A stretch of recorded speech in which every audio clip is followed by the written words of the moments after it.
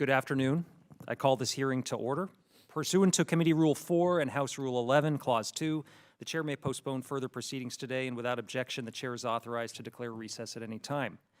Today's joint hearing of the House Veterans Affairs Subcommittees on Oversight and Investigations and Health will examine community providers' experiences with the ongoing transition from VA's legacy community care programs and contractors to VA's new Mission Act Community Care Program and its new Community Care Network contractors. In recent months, community providers have been contacting congressional offices, including my own in New Hampshire, to express serious concerns about significant delays in obtaining payments from VA's contractors. We've heard about administrative burdens associated with resolving outstanding claims, difficulties in being added to the contractors' networks and VA's provider directories, and sudden and dramatic cuts to payment rates for certain types of care, particularly dental and home health care. In some extreme cases, local health care providers have simply stopped seeing veterans altogether because the financial and administrative burdens are too onerous. It's unacceptable that community partners would be forced to stop providing care to veterans because of bureaucratic errors or process problems with transitioning from legacy infrastructure. These issues are happening during the ongoing transition from the third-party administrators that helped operate the Veterans Choice Program to the new third-party administrators that will help operate VA's new Mission Act Community Care Program. With any transition, a certain number of bumps in the road can be expected. However, this is more than just a bump, and we've been traveling this road for a long time, and we need to see some significant improvement.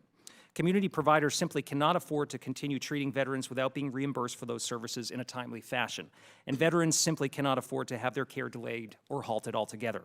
These frustrations are not new, but the implementation of Mission Act to date has clearly not alleviated these longstanding challenges with community provider relations. In my home state of New Hampshire, community providers have now had to work with 3 different VA contractors in the past 2 years, and many are still awaiting payment for services rendered. In one case, the New Hampshire Hospital Association estimates that 23 of its hospitals are awaiting payment for nearly $137 million in claims for VA community care, the bulk of which was delivered in 2019. In yet another example, Dartmouth-Hitchcock Health System, which is my state's only academic healthcare system, estimates it currently has more than 5,200 claims, totaling more than $24 million, awaiting payment by VA's contractors, TriWest and OptumServe. Payments are not the only source of providers' frustration with VA's community care program.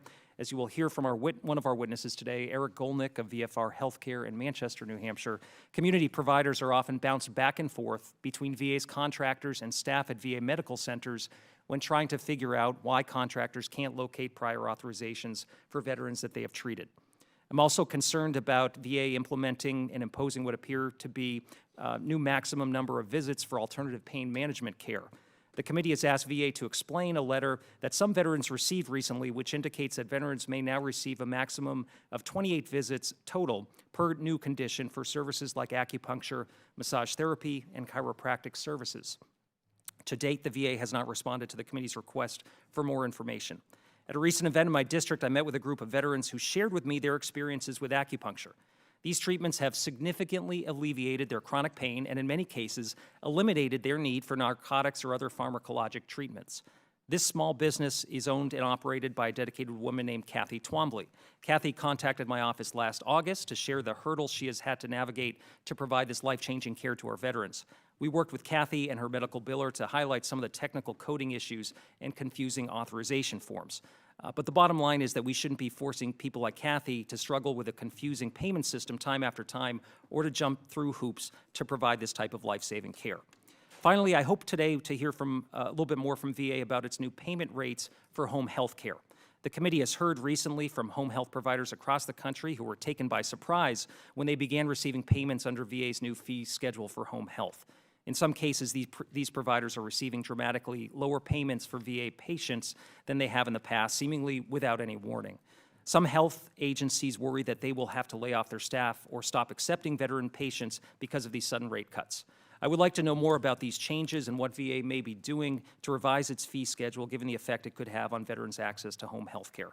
Veterans who have fought for this country should not have to face another fight when they return home to get the care that they have earned. Providers who stand ready, willing, and eager to care for our soldiers when their service ends should not face a complicated and inefficient bureaucracy that forces them to lose time, money, and eventually the ability to care for veterans at all. We can do better.